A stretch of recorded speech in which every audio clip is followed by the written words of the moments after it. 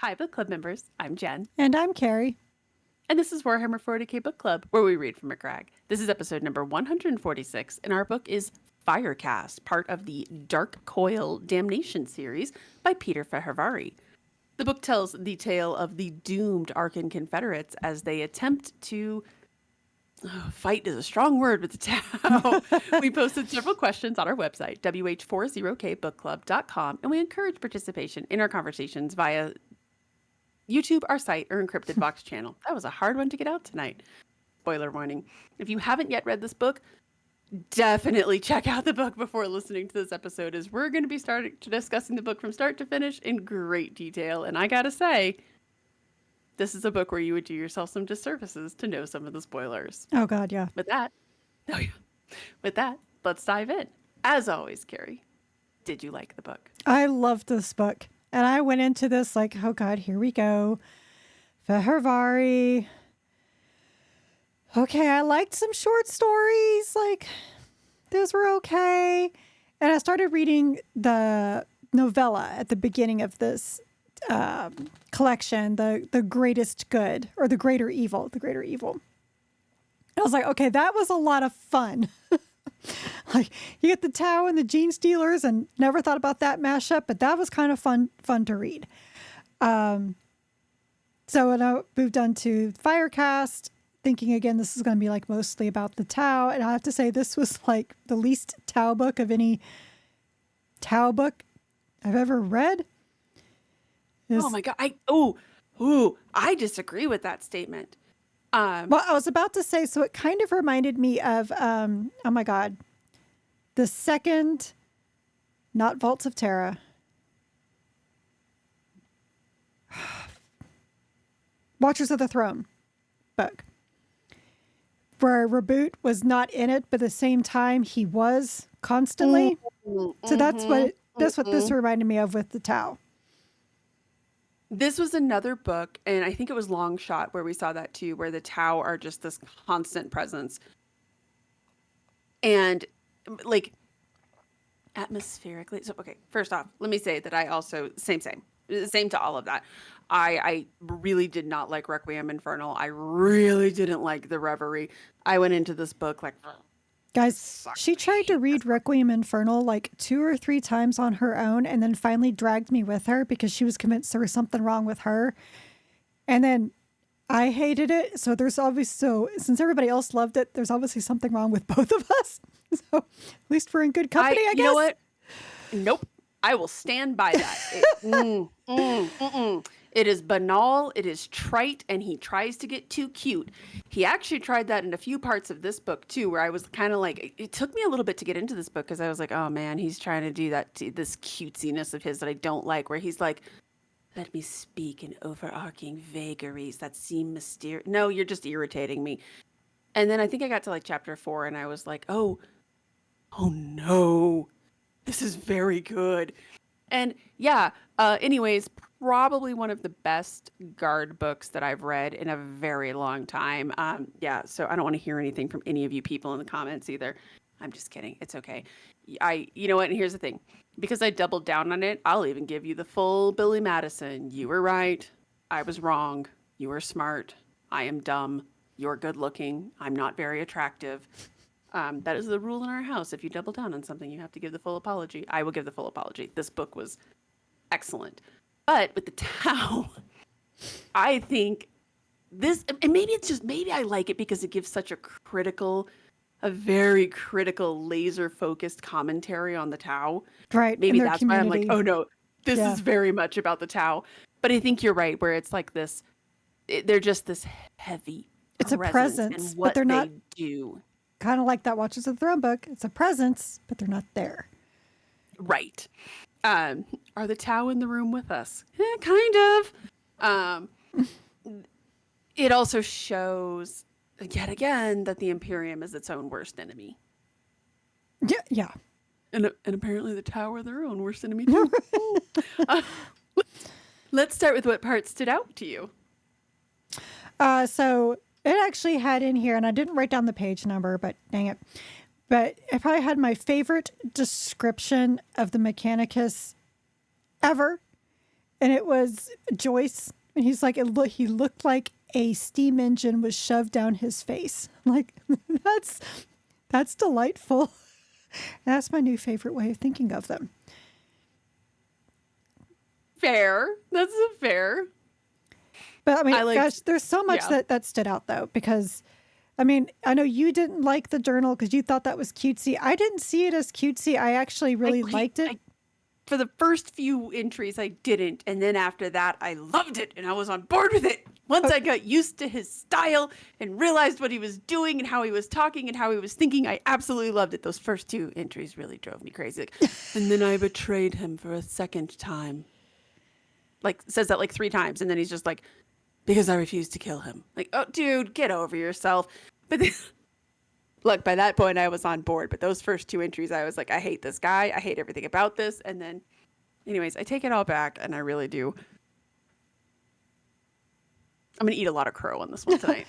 I guess before, and we got a lot to discuss, but I will have to say, so I started reading it, but then I started listening to it to kind of help me get through it. And I'm so glad I did because, for one, I love Andrew James Spooner. I've known him before from the Caiaphas Cain books because he always was the voice for the really boring reference books that were always pulled in. Really? Yeah, he does a very dramatic reading of them. And he would always say by Andrew James Spooner. And I was like, that's just perfect. But then hearing him do these various voices, like, damn, this guy's talented too. He's more than just, reading snobby reference books. I started listening to it. I had to say, the last sentence, I went, oh, no, in my car. And my youngest was in the back, and he was just like, what? Like, no, just, mommy has the chills right now. I can't deal with it. But I mean, however, there was a thing that he had in this book, that a quirk of Fehervari's, that I hated. And it never got any better. He had this nasty habit, especially in the beginning, if someone would die and they would mention it like it happened off screen, and you're like, what? Did I miss something? Go back and read it. No, I didn't miss anything. And then they tell it in a memory. He did it not once, not twice, but 3 times, like near the beginning. And I was like, dude, stop it. Like, yeah. Well, and it... Okay, so this is another example where I say sometimes he gets a little too cute because he has this very, and this is intentional, and I do like this throughout the book, but sometimes he gets a little too cutesy with it, is this idea that his books are not told linearly. And time is not, or rather time in his book is not linear, right? Things are constantly ebbing and flowing and going in and out and like helixing. But yes, there were a lot of times where I'm like, okay, dude, okay, stop it.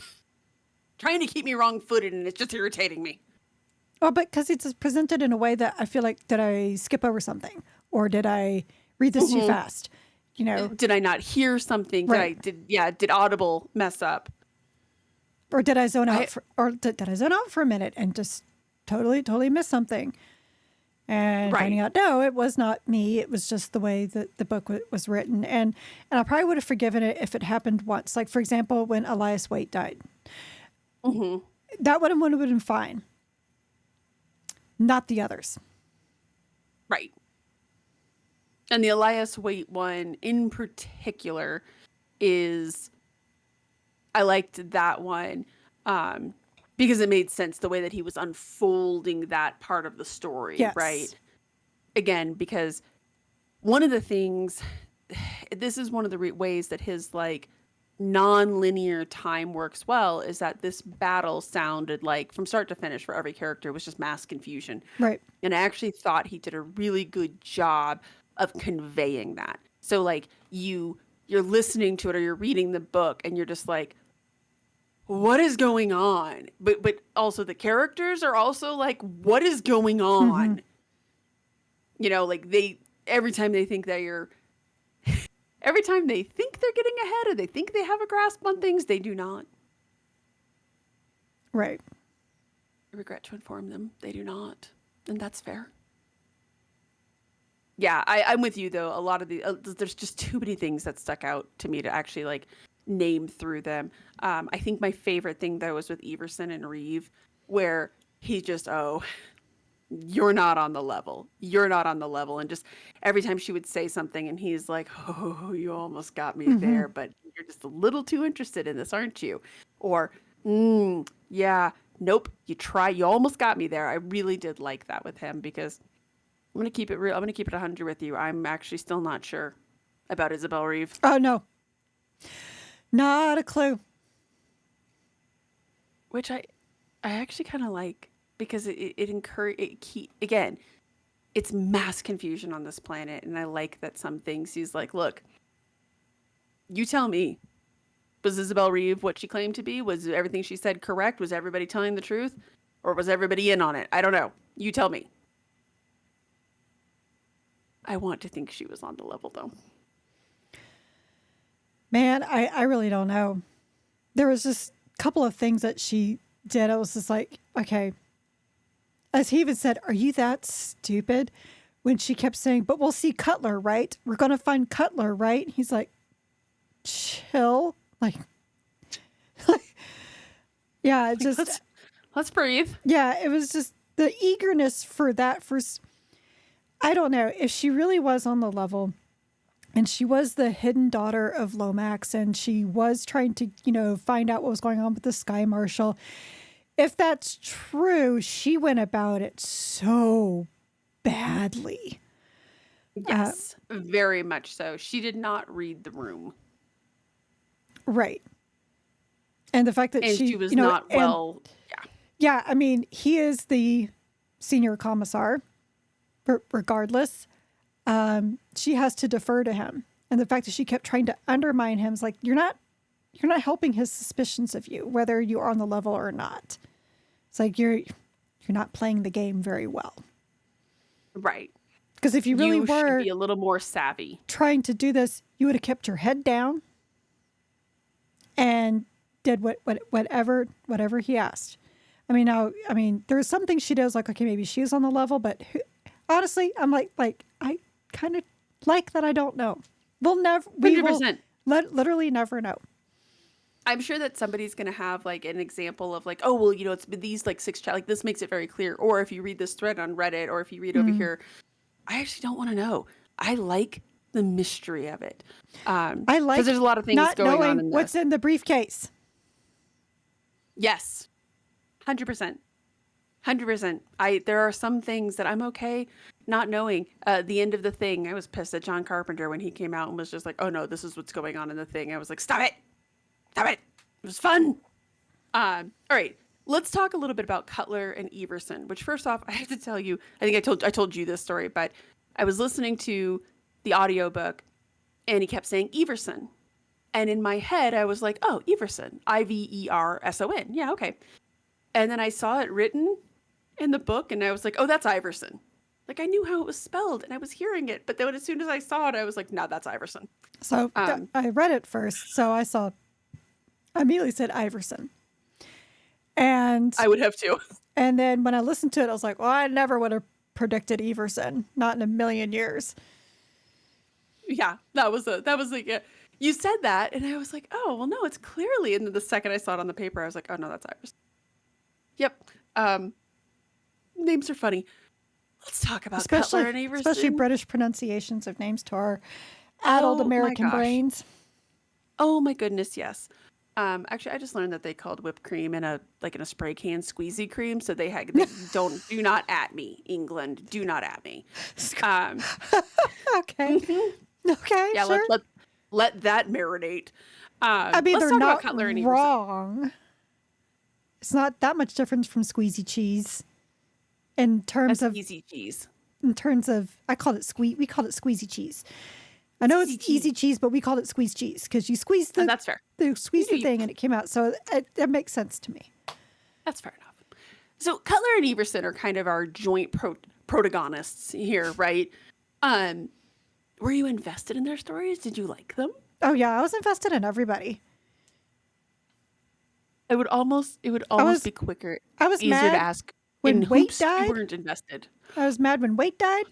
You know, he died very early on. I was like, that is not cool. And of course, it was the ecclesiarchy. Freaking Of course, ecclesiarchy. it was the ecclesiarchy. Actually, you know what? Can we just, for 1 second, I have to say, I loved that he was corrupt, but he wasn't like, not in the way that you're thinking. He was corrupt in the, oh yeah, we need to suffer for the emperor. Like, dude, oh my goodness. That's a new level, isn't it? Like, I wasn't expecting that one. He It's was like, like oh a yeah, hardcore Catholic. Like from the olden days. yes, We must yes, suffer. that is It's all about exactly what it suffering. was. That was exactly what he like. Oh my goodness. And I do like that you don't really like, you can kind of infer why he gets killed, but they don't like you don't get to really see much of that conversation. You just see them kind of heatedly arguing. I was so anyways, let's Cutler and Everson. Let's go back to Cutler and Everson for a second here. So did you like one of their stories more than the other, or was it just kind of both, like No, equal? it was pretty equal. Like I really liked Cutler because I was like, man, this guy, for a guy who's presented like early on as this tired old, you know, uh, relic of bygones past, he is Mm-hmm. savvy. Very much. Like when he kind of took over, you know, I forget the plane, the helicopter, whatever that they were on, and he was like, why is nobody going over these routes? That doesn't make any sense. Isn't that where the enemy is? Well, it's forbidden. But who says? And of course, it's the Mm. ecclesiarchy. I did Because, like that. Well, it's be- forbidden. Why? yeah, because the ecclesiarchy were told that from the Sky Marshal. So that way they could continue the war of attrition. Pretty much, right? Like there's everything has a reason, and none of it is very good. I liked how different they were as characters. I like that Everson, man, he seems so with it, but you can also see him unraveling at the seams, right? Throughout the entire book. Oh, He starts off and they almost like change positions, right? Where he starts off as he's like, nope, I am in control of my faculties and I am here, whereas Cutler is very tired mhm. and exhausted. And then by the end of the book, he's like, no, no, just so we're all clear, I am still sharp as a tack. Whereas Everson is just fraying. He's just fraying around the edges by the end of the book. Right. And I liked both characters. I thought both characters were also very smart, and you understood all of their decisions, and you understood when they both decide to go barreling into the swamp. Right? Right. It makes sense. I even like the sanctioned psyker. For a while, I thought maybe there was something wrong, that maybe she was not on the up and up, but I was very happy that she was to the best of her ability. And oh man, Right. I was really sad how she went. Like, that's not a good way to go.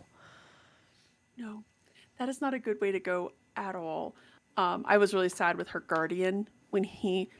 I appreciate that he managed to combine. I can't remember what their names are, but the people who overwatch the Aes Sedai in the Wheel of Time books with like the Templars in Dragon Age. So this idea of like basically a life ward, but I'm totally here to kill you in case you turn into a demon. I liked him, and I was sad when he died. Mm-hmm. Um, mm, that was sad. But yeah, she. To be fair though, like there's no really good ways to die in the Warhammer 40k universe, but I feel like the Psychers in particular find a lot of the really bad ways. Yes. Very nasty ways. I'm still gonna say that Dreadnought being eaten by the That was Necrons, just, what's the word? the most ignoble way to That's die. that's the word. Yes. I would. Just I gotta say it's the worst. That's the worst. They're not even like they don't even need. Anyways, that one traumatized me, you guys. Like it lives rent free in my head. Every now and then we'll be talking about 40k or something, or like playing Space Marine 2, and I'll be like, yeah, that happened. Poor man. Um, I liked that both. I have to say, in general, I actually liked the whole concept of the Arkan. I liked how much like flavor he gives you about their Mm-hmm. world, their society. Yep. Um, and I thought that Cutler, Everson, and the Psyker all kind of embodied this interesting little place that tells us more and more and more about the world. Uh, oh man, we're going to talk a lot more about Everson and Cutler because obviously we must. Well, yes. I mean, But it all ends with them. oh my goodness. Let's talk about the rest of the Arkan Confederates though. Like which ones were you particularly invested in or did you particularly like? I liked Roach. I loved Roach. Joyce could have died in a fire. Yes, the preacher. Yeah, I cracked up the first time he yelled, blood for the God Emperor. I was like, oh, oh, Oh, pumpkin. oh, okay. I did too. When he said that, I was like, mayhaps not. Well, it made me, because he kept thinking of that, ecclesiarch as a saint, which made me think that, The saint. but like the ecclesiarch, so again, they're about the suffering, but so like Joyce believes that he's doing for the God Emperor. How do we not know that they thought the same thing, but they were also already captivated by the blood god, which made it very easy for Joyce to be captivated in the same way? Because the fact that they kept saying the emperor condemns, like that is not in any other ecclesiarchal doctrine. That is something Right. the blood god would say. Well, but like the planet itself felt very nurgly with the giant, with all the mold and all the rot and the disease. Like this Oh, whole there was planet. like, I felt like there was, I think the only thing it was, I mean, it was missing, I mean, I can't even say it was missing Zinch because of what happens in the end. But, no Slanesh, I guess. But it's like everybody else is like vying. How can we make this place more disgusting? Talk amongst yourselves. Pretty much. It felt like you know what it kind of reminded me of, in bear with me for a second, but in Emperor Strikes the Emperor, Jesus, the Empire. I can't talk tonight. Star Wars, The Empire Strikes Back. When he's on Dagobah and he goes into the tree, right? And he's just like, that place is very strong with the dark side. Mhm. That felt like this whole planet. This planet was just Strong with chaos. strong with the chaos.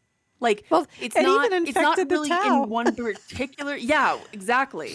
It's not even one particular. Like it's not necessarily like it felt a little more nurgly, but yeah, like you've got all this all this influence clearly of like corn, which corn and Nurgle, that's gonna get infected. Anyways, maybe that's why Slanesh was like, that's even a little bit much for us.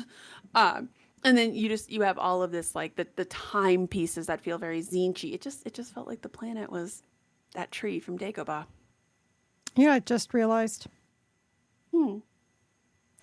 Everson was never able to keep his promise to Modine. Oh, okay. Let's talk about Modine for a second because I was oddly invested in Modine. Like we see I was him and he's invested in Modine. He's a complete jerk, Mm-hmm. but he's also kind of a product of his world, right?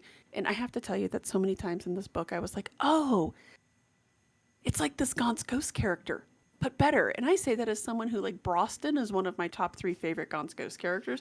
Like with Modine, I was like, oh, he's like Broston, only a little bit better, like a little bit more developed, and I like him a lot. I was so invested in him, and yes, he didn't keep his promise to him, and now I'm a little shook by that. You're absolutely correct. Because what happened to him was just awful. Again, another product of the ecclesiarchy with whatever they were doing. Whatever they did to him. I mean, obviously they were using him for like rejuvenate something. Right.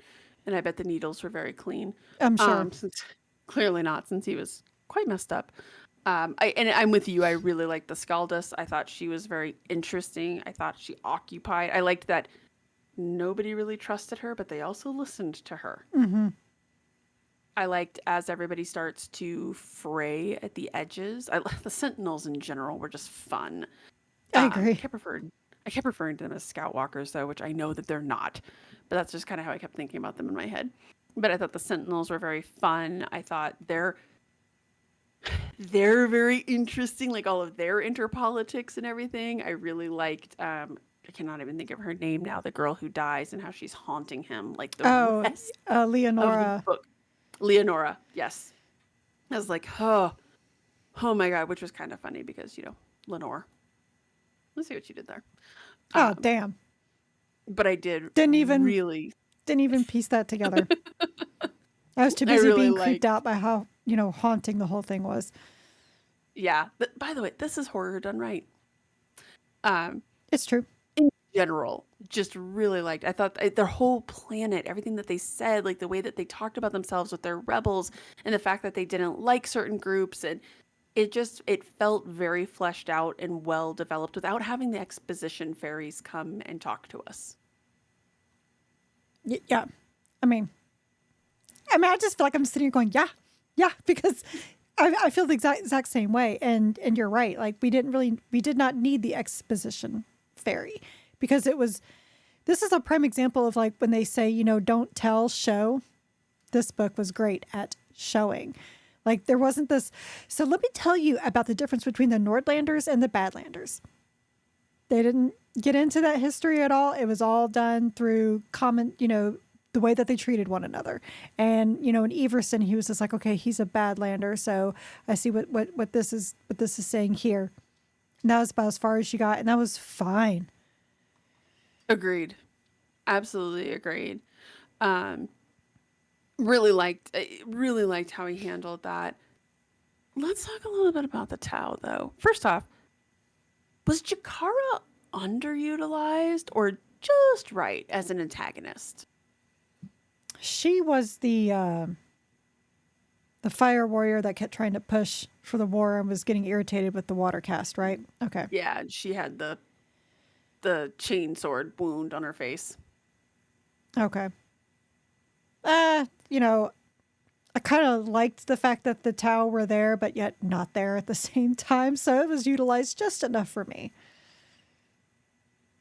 I have to tell you, this book probably was predestined to be my book of the year. Like honestly, I mean, obviously we don't know because we still have 8 months left this year, but I have a Yeah. hard time 4 thinking that more books might get published this year. we're not frustrated. You are. Yeah. Um, yeah, no, agreed. But it's going to be hard for something to dethrone this one, I think, so far. Um, but it had the Kroot in it, and I adore the Kroot so much. I love the Kroot. So as soon as the Kroot showed up, I was like, oh yeah, this is going to be like my favorite book of the year. I can Yeah. already tell. But this wasn't the fun Kroot. This was the let's be terrifying Kroot. Like the Krill from first Gears of War game. You know, Here's when you step out of the light and suddenly you're dead and you're like, what the fuck just happened? Yeah. You can add this to the list. You can add them to the list of things in the Warhammer 40k universe that, just like the orcs, right? They can either be very fun or really terrifying, Right. and somehow both at the same time. Hmm. Um, Absolutely love the Kroot. Like you cannot go wrong with Kroot with me. That's just because you like your birdmen. I do tend to like the avian species in general, but they're just fun. Um, but I thought when you have the Kroot on the planet, you probably don't need this fire cast, this fire warrior running around, right, for vengeance. I think the only thing I was a little meh on was that it felt like in the beginning they were really gearing her up to be like the major antagonist. Like we know that Winterstorm is here, Wintertide. but Wintertide, sorry, I keep calling him Winterstorm and I don't know why. Um, but Wintertide is here, but she felt like she was going to be more of like the guy, Right. right? And she really wasn't. She was just, but I think it kind of added to the futility of the war. Like here Yes. she is and she's like, I have strong emotions and feelings and I really want to get this done. That's nice. Yeah, but there's no ethereal here, so you don't get to make any decisions. So And you're going to die badly. Sorry. how's that caste system working out for you guys?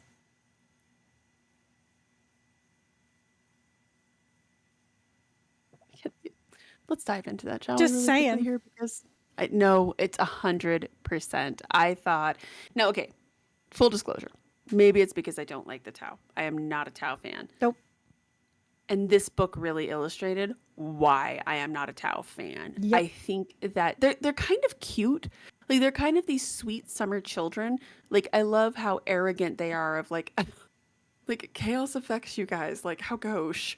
And like we're so much better than you. There's, And God, that Watercast, that lead guy, he was just like, there is no hells. Like, dude, it's like, bro. made me think of that line from, first Pirates of the Caribbean movie. Forget about ghost stories. You're in one.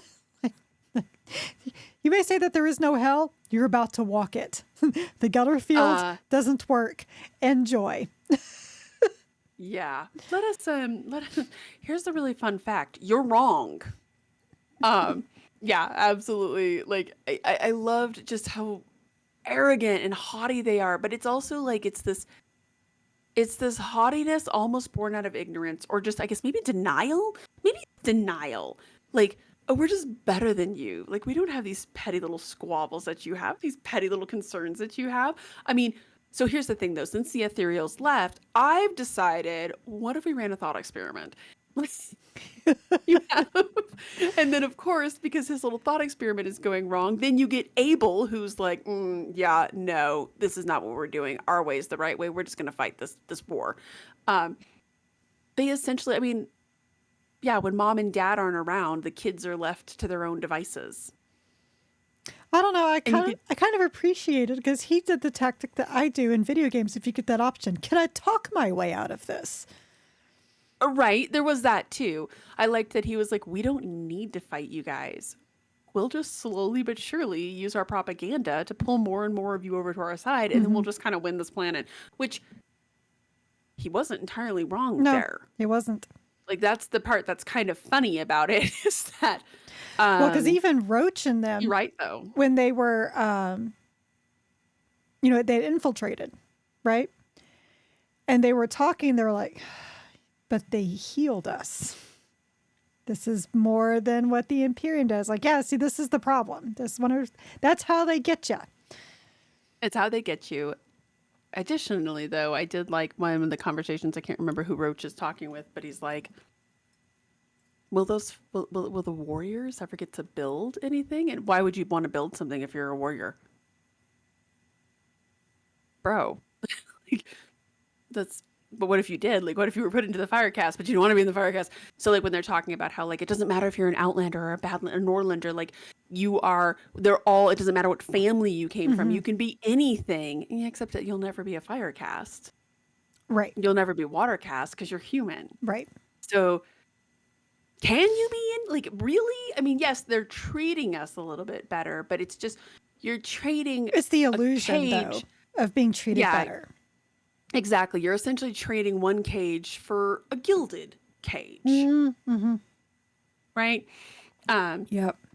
And so I think it's really hard for me because I don't like the Tau. And I think this book, it was like that prime example of, no, these guys have just as many problems. And really, they're kind of in denial.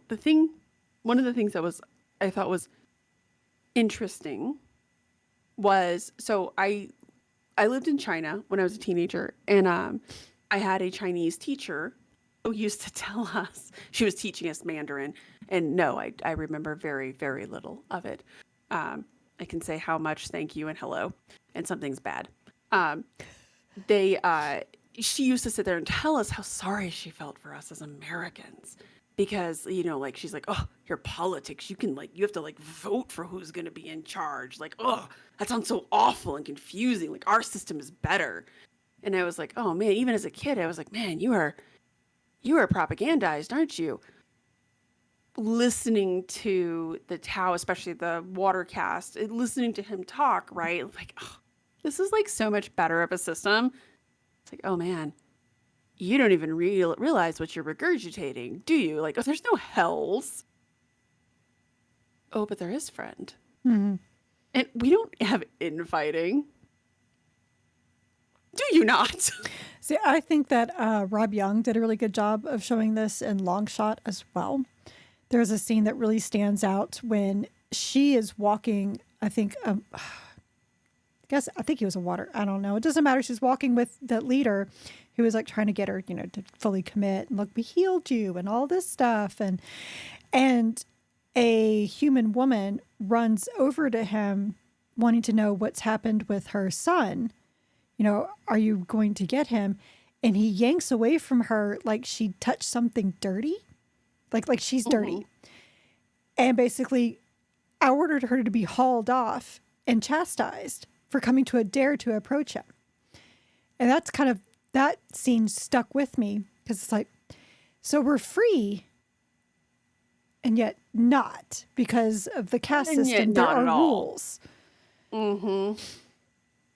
They sell this idea of being, everything's just peaceful here, but no, it's not. And that's one of the problems with like that whole concept, right, of like a utopia. Somebody at the end of the day has to be in charge. Somebody. You cannot just have, and it's the reason that we live in a republic and not a true democracy, right? Because you cannot, I mean, we probably could, but anyways, that's a whole other conversation. No. But I don't want to vote on every little thing. Every little thing. Yeah, oh my gosh. Then you really would be tied down in bureaucracy your entire life. But it is, again, they sell this idea. So let me ask you this then. What did you make of the Abel reveal? That's shocked me.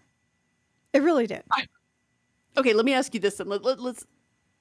Who did you think Abel was? I thought Abel was some higher up under the Sky Marshal that was disgruntled, like possibly not an inquisitor, but maybe like their own sanctioned psyker. For a really long time, that's funny you say that. I have to laugh because I was like, this is an inquisitor, and Isabel Reeve is his like interrogator that he sent down there. Oh, that would have been interesting. Right? That's what I was thinking was going on. And then I'm not gonna lie, that last chapter, like as they're leading up to revealing who Abel was, I was like, is this the Sky Commander? Is it actually the Sky Commander? Like, are we totally, do we not know what's going on here? Have the Tau taken over the Sky Watch, the Sky Commander? And he's like, you gotta help me get out of this thing, man. Oh, yeah. I could see that too. I will tell you right now, nowhere on my list did I have it a disgruntled fire warrior. No, it's like when you shot him, I was like, wait, what? Like he was monologuing. Like we need. You sly dog, you got him monologuing. God, it reminded me of I don't know if you ever played Fable 2. Oh yes. Okay, so the ending, right, where the boss is monologuing and you have a chance of shooting him in the middle of it, but if you don't, one of the other guys will shoot him for you. It's like the weirdest like boss fight ever. Sorry if I'm spoiling like nearly 20-year-old game, but there it is. Oh my God, don't ever say that again. Well, it came out the year my son was born. So Fable 2 released in 2008. Oh God, I'm sorry. Fuck you. God, and then you mentioned that our kids are almost 20. Madam, there is no need for that kind of violence in one evening. Jesus. My daughter is not going to be 18 this year. What are you talking about? Anyways. But it kind of reminded me of that. It was just like, wow, I wasn't done. You just killed him in the middle. I wanted to hear what he was going to say. Yeah. It's like, maybe this was another moment of, instead of fighting, we do the diplomatic option and we talk our way out of this. Not going to lie, that would have been pretty awesome because I have to say, like, he should. And I was like, whoa, I don't know, man. This guy was kind of spilling the tea. The Tau tea. And you just like shot him in the middle of it. You were supposed to kill him when you first walked in. What kind of commissar are you? Like, well, I liked how confused he was. Just like, what is, again, this goes back to the confusion part of this, which is also like, also adds to the horror element, right? But just this like, what is going on? Abel, just, I again, did not peg him being it. And I loved his reasoning. He's just like, this is nonsense. How the hell is a water caste person in charge here when this is clearly a military operation? That was more shocking to me than Wintertide not being real. Which, by the way, Wintertide not being real is kind of like, okay. Like, it was like the big Mandarin reveal in Iron Man 3. Just, but also a valid point, right? Like, you don't even need, like, you don't no. actually need to have a guy here. We just need to tell you there's a guy here. They always make you think that there's this someone in charge. Well, it worked. It got the commissar like obsessed with finding the person in charge. Too bad the person in charge was a water caste, and all he had to do was probably bitch slap him, and then the fight would be over. I liked when Cutler was carrying him around like a backpack. Yeah. The guy's just screaming the entire time. I This is also terrible. I also liked when they were going over, fighting tactics for fighting the Tau, and they were like, they're not really good at up close melee. I was like, and the memes have entered the chat. They mentioned that like 5 times, and every time I was like, mm-hmm. Okay, so let's talk about Abel's big reveal, right? Nobody wants to win this war. I'm sorry. Come again. I beg your finest pardon. I mean, if the Imperium really knew Oh, what was going on, they kind of want to win. They don't like throwing people into the meat grinder, and especially they don't want to lose a planet to the Tau. Is the planet worth anything? No, but that's beside the point. The Tau can't be there. Well, that was also kind of what was funny about like the clear underlying chaos taint on this planet, right? Is that both sides are so busy trying to fight the other side that, like, for the humans, they're kind of like, we'll deal with this later. We gotta expunge the Tau, and then whatever's going on here, we can deal with. Meanwhile, the Tau are like, oh, this place is just kind of gross. Chaos isn't a real thing, so this is just kind of nasty. I think the humans live like this anyways, but we're busy on the humans. Everything else that's going on is just kind of meh. Right? I liked the idea that, like, arguably the biggest arguably the bigger threat here, both sides were ignoring. You literally have, like, it's when Joyce was like, "Oh, the saint is talking to me." I was like, "Oh, no." Yeah. Mm. If only Calhoun didn't die. He probably would have set you straight. Uncle Sergeant Yes, Calhoun. Uncle Sergeant Calhoun. Easily one of my favorite titles now, forever. Yeah, Uncle Sergeant Calhoun. That was a bummer. I was very sad when he died. I was actually very emotionally invested in him too. Yep.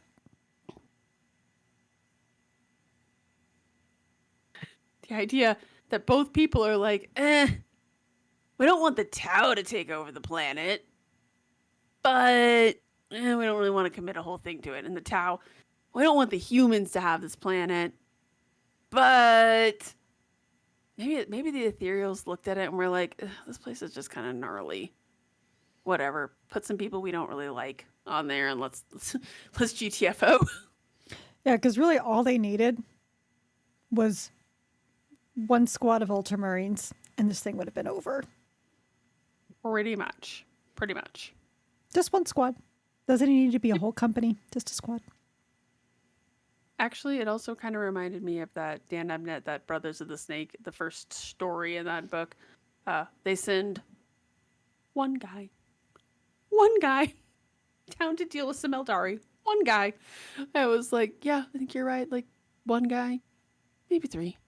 We'll go Space Marine 2 logic. I can spare 3 men. Yes. That's and why I then was it's an saying a squad. operation. Yep, a squad. And then it's an operation and we can play it. Yeah.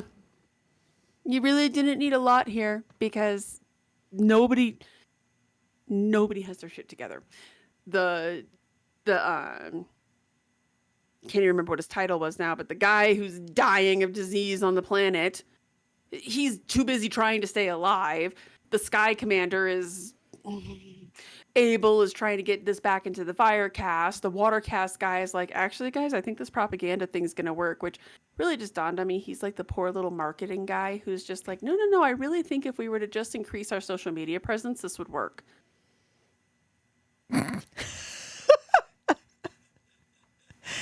It's really what he was doing. And you know what? He probably not, but it is a much slower thing, right? Like, we're going to tend this little garden that we've created.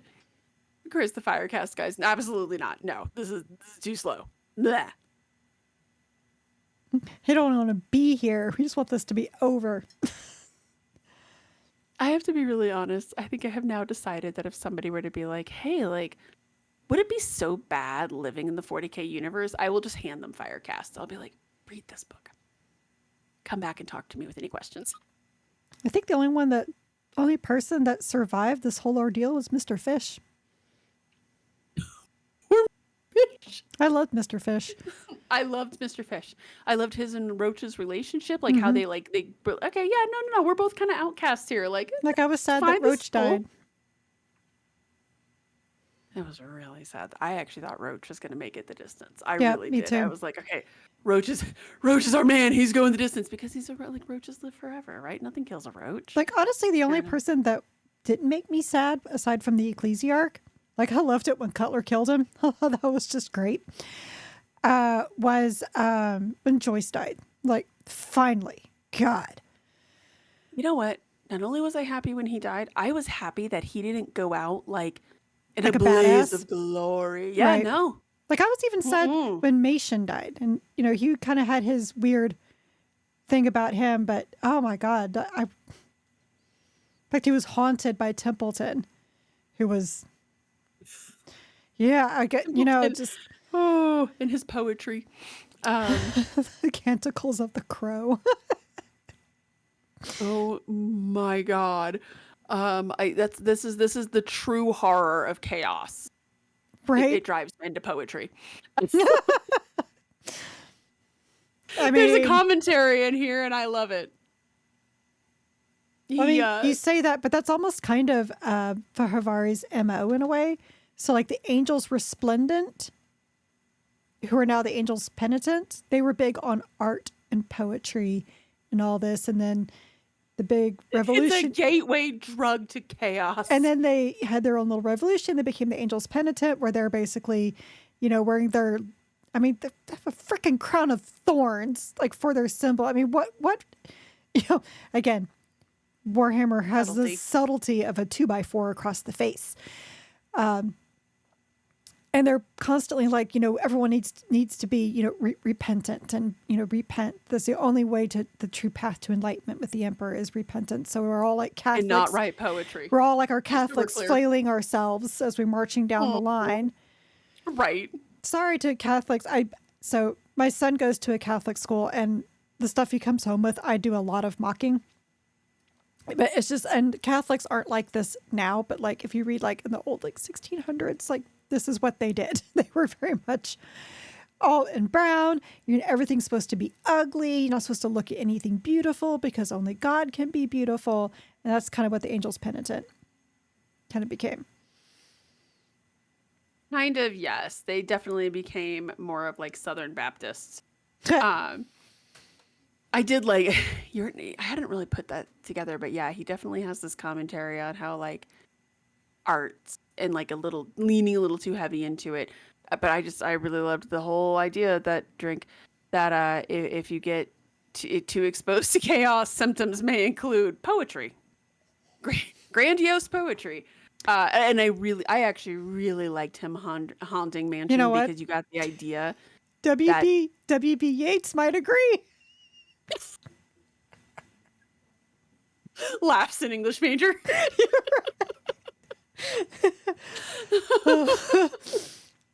Oh, yeets. Fucking love it.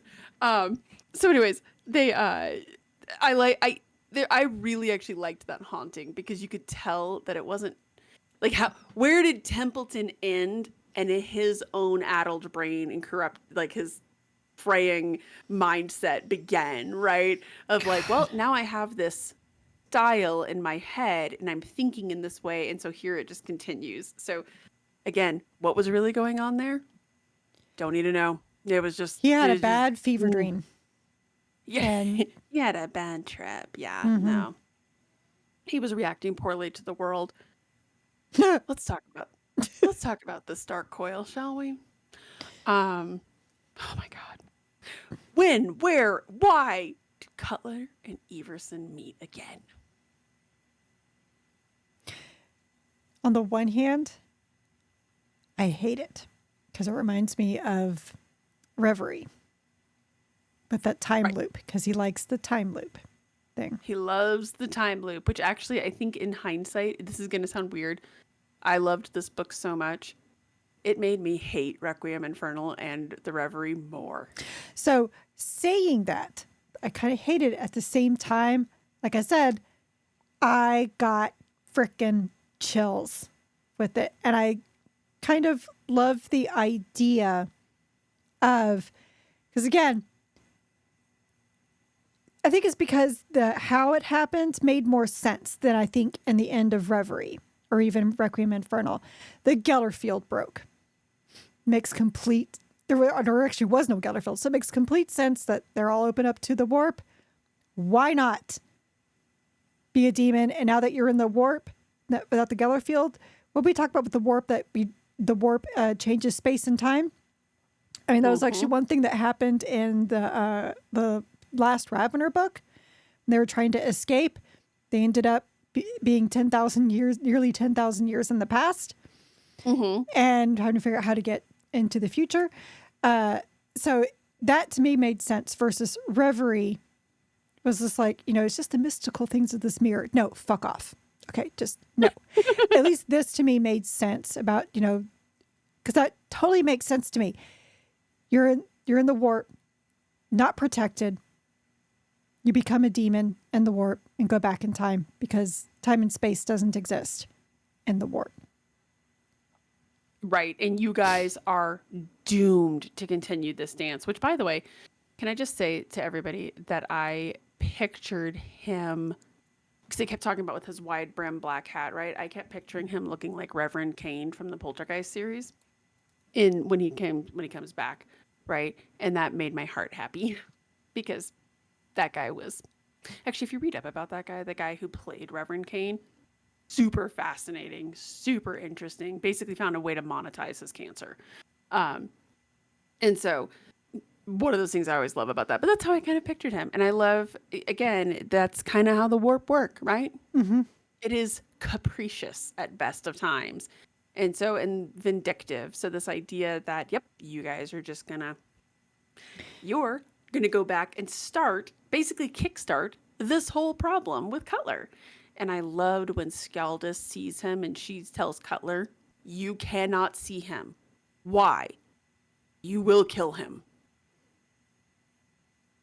That whole like her seeing him and he's like, you looked at me like you recognized me, and she's like, no, I Which don't in know a for sure. weird way, maybe that would have stopped it. But then I guess, but then I've ripped like, a hole in space time. And you know what? I like that. Would have ripped a hole in space time. The whole planet would have been sucked through and problem solved. Yeah.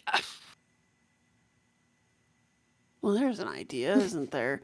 Um, Man, so again, quoting the great philosopher Uguay, that one often meets their destiny on the road to avoid it. Well, yeah, like did she look at that and was like, oh no no no no no, we if you go see him, bad things will happen, not realizing that in not letting him see him and not having him kill him right then and there. Although really, the warp does work in mysterious ways, so maybe then it would have just been a different flavor of the same hell, Correct. Yeah, who knows? right? And And I think, honestly, I don't think she knew that they had to have the loop. What I interpret that to be is like, we need him to be alive, so you can't see him. I don't know if she was that far in forward thinking. I don't think she really was. Because I don't think she was either. Because if she was, she would have let him kill him because of what happens to her at the end. That could have been. That was so awful. So I really do I love the way the coil was used here. I loved the way that he played that magic trick, because even though I've seen it in his two other books, right? This was the time that it was done right. I feel this way with movies sometimes when you go back and you watch, like, a lot of times there's plots and ideas and concepts that get reused, right? But then you go back and you watch like the original movie that kickstarted it all, and you're like, oh man, I bet that is the best way that that was done. Mm-hmm. I like that. Um, I felt that way about this. So reading it, I was like, now that's how the that's how that time loop is done very well because it's not super hit you over the head with it. Um, I felt like in the other two books it kind of was. And it's weird that this book made me dislike those two books more Yeah. in hindsight. Just when I thought I couldn't dislike them more. This book happened. And I loved this book. I got a lot of feelings and they're all very complicated. Okay. Has this softened us on Fehervari in general? I mean, it depends. Yeah, I mean, maybe he doesn't write Space Marine books very well because although was the Reverie have Space Marines? It kind of did. The Reverie did. Requiem Infernal was sisters. I The think, Adeptus I guess Sororitas. the thing about Requiem Infernal and the Reverie that I remember most is that it felt like it was trying too hard. Very much And so. this Again, he was trying to be too cute with both. and this was letting the environment just take over, which is one thing I think that David Annandale has excelled at with his horror is that he just lets the environment do the talking with the horror. Yeah. He definitely, this book felt like a really good example of using the 40K universe to its fullest potential. You have a planet that is terrible, right? Unclear motivations of why are we here exactly? I mean, yes, we're here to kill this Tau guy, but why hasn't anybody else killed this Tau guy? Mm-hmm. Is he really that hard? And why us in particular?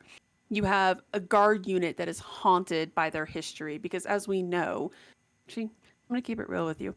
Reading this book, I got to a point where I was like, maybe the Grey Knights have the right of it.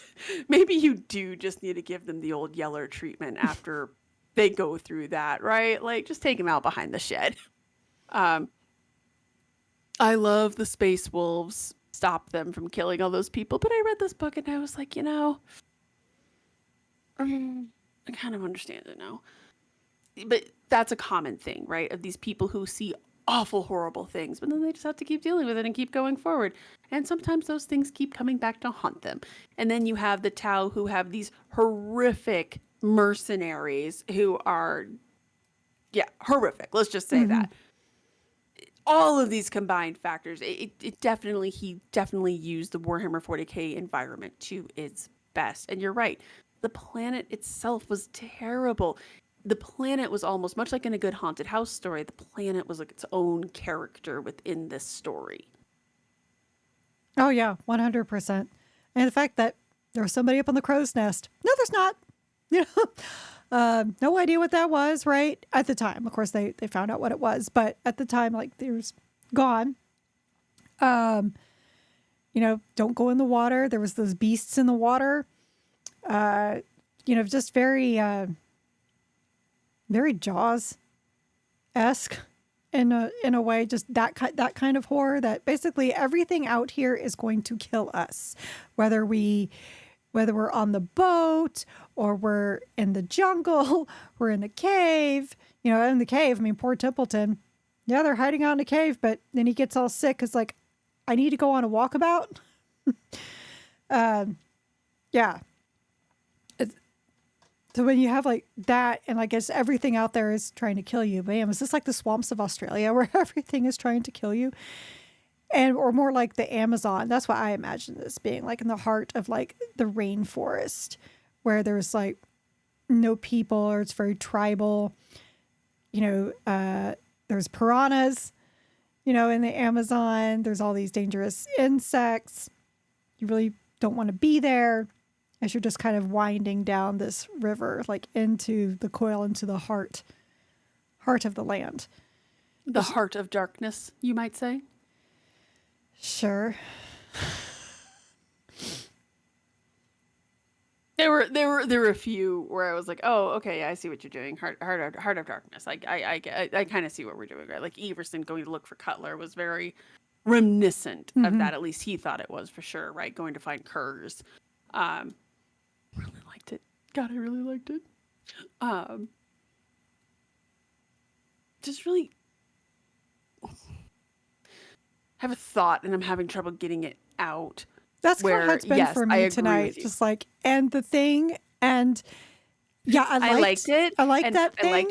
liked the dialogue and Yes. the people. Yeah, really, I did just kind of like I don't. Unfortunately, there's a couple of like sometimes when you just like that book so much, you're like, I don't know, it was just like the greatest book I've read in several months. Like, I don't know how else to describe it. I think Oh my God, it really it. has been the best book we've read in several months. Hey, so does Sue. I really liked. I loved this book. I'm excited for the next book that's in this Hmm. block. Cautiously excited for it. Looking online, I see a lot of hype about Firecast. I see less hype about the second book in this. Everybody always talks about the Dark Coil Damnation series, right? But the Cult of the Spiral Dawn, I see less about. I do hear a lot of people talk about like the short stories in here and Firecast. Everybody goes nuts over Firecast, which Yeah, Skywatcher Adept has been trying to get us to read Firecast for forever. I already said you were right. I was wrong. You are smart and I am dumb. Yeah, 100%. 100% on that. And I really do feel a little foolish that it took me that long that it took me that long to convince me. 100%. Well, It's honestly, everything they just if they hadn't, reprinted this in an omnibus, I never would have thought of picking it up. To be totally honest, I probably never would have read Firecast. But because they reprinted it, I was like, you know what? Everyone talks about it. And I really did like a couple of the short stories that I read. So, maybe I should give this a chance. Everyone seems to really like this. You know, I think the problem was because we had read those other two books, we were just like not willing to give Fehervari a chance. Which, if we had been burned, if we had only liked one of them, we most likely would have been like, oh yeah, we'll totally read Firecast. Everyone's talking about it. But the fact that we had two in a row that were just right. awful. Here's the thing I will say though. Here's my hot take on this is that I'm actually really glad. I'm really glad that we did read those two books and then this one because this was a surprise and a delight That's of true. like, oh my God, this is great. I think had we read this book first and fallen head over heels in love with it and then read Requiem Infernal, it would have been really, really disappointing. Very true. Really disappointing. So this is he only had anywhere to go but up from here. So I'm excited to read the next book. I'm excited to read the short stories. I enjoyed that novella. I want to read all of the short stories. Like this definitely has got me in on it, and I'm hoping Cult of the Spiral Dawn will be good. It's not our next book, No, it's not. Because but because we I am have excited. Like we have done this before with ourselves where we have jumped into immediately the next book and it was a mistake. Like Fabius Bile says hi. I think the only other time that we did that was with the Night Lords book since then, and that was just because, well, Jen had already read them, so she was like, "Yes, they're not going to be like the Fabius Bile and ruin things for us," and she was 100% correct. But just to kind of give us a break from that, and because we recorded this a week later, we're like, we want to get back on track so we need to read a quick book. And my only request was it had to be something that was on audiobook because that's the only way I can really get through a book in a week these days. So, Blades of Damocles, Space Marine Battle Book, flash to the past here. Funny thing is, so I picked it because it was on Audible and I had a copy. I was like looking through all my books that I had bought and I hadn't read, and I was like, how about this one? And it's on Audible. Sold. it's on Audible. It's by Phil Kelly. I don't And know then I how we was haven't reading read the this one back of it. I was like, already. it's about Commander Farsight. Well, people, this may be as close to Farsight as we ever get. I don't know. And here's one of the things is that I was reading the back of the book, talking about like how when he was still loyal to the Ethereals, and I'm like, man, if anything is going to convince us to read the Farsight novels, this would potentially be it, right? Like maybe we read this book and we're like, whoa, no, he's actually super interesting. Let's go read those books. But my aforementioned complaints about the tower there. So curious about whether or not this softens us on Farsight a little. Maybe we finally, this is our gateway drug. Don't everybody get excited and start jumping up and down. This is 100% the mom, maybe. Or we'll see. We'll see, I was going to say. Can we go to McDonald's? We'll see. We'll see if we're going to read the Farsight. I'm really excited for this one. And yes, this will help us get so that we're in another week. And then hopefully, God willing, the new Fulgrim book ships. Jesus.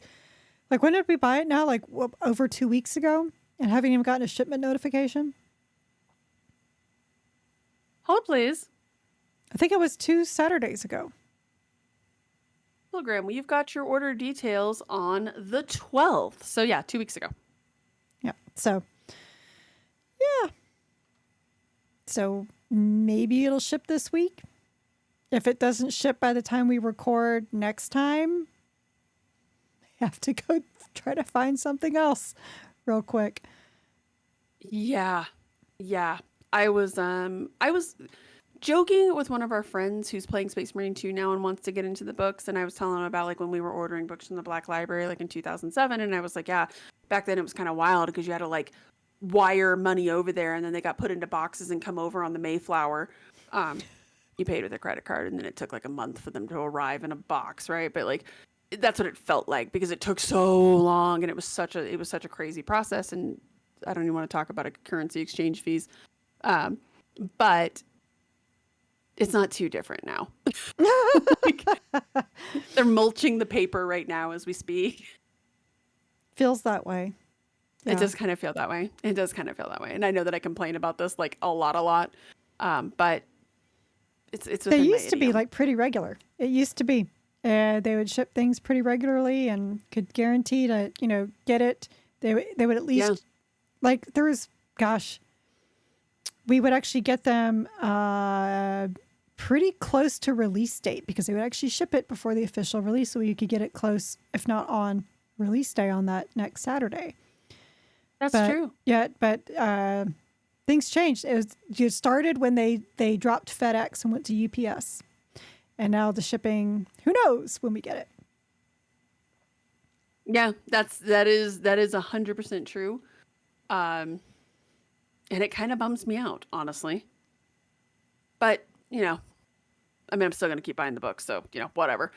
We'll just have to go into the Wayback Machine for a bit. So if you have any suggestions for the Wayback Machine, give us a shout out. Otherwise we've got Yarrick and the Salamanders in the box right now in the till. And Dark Angels. Dark Angels. I got all kinds of stuff. So. Yeah. Yeah. But at least, we read this book. Don't have to yell at us to read it again. Yes.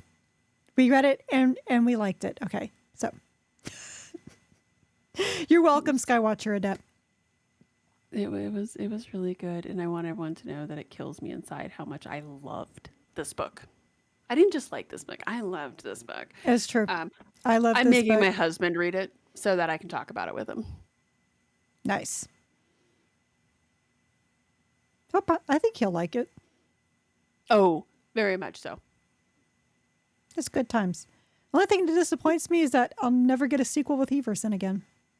Man. That's the other thing that makes me a little hesitant to read the second book immediately is because I'm like, well, it's not like a direct sequel. It's a spiritual sequel. But yeah, because all my friends are dead. On that note, Carrie, do you want to take us out? Yeah, I've been trying to and then just kept getting, I don't know, us doing us and having trouble talking as it is tonight.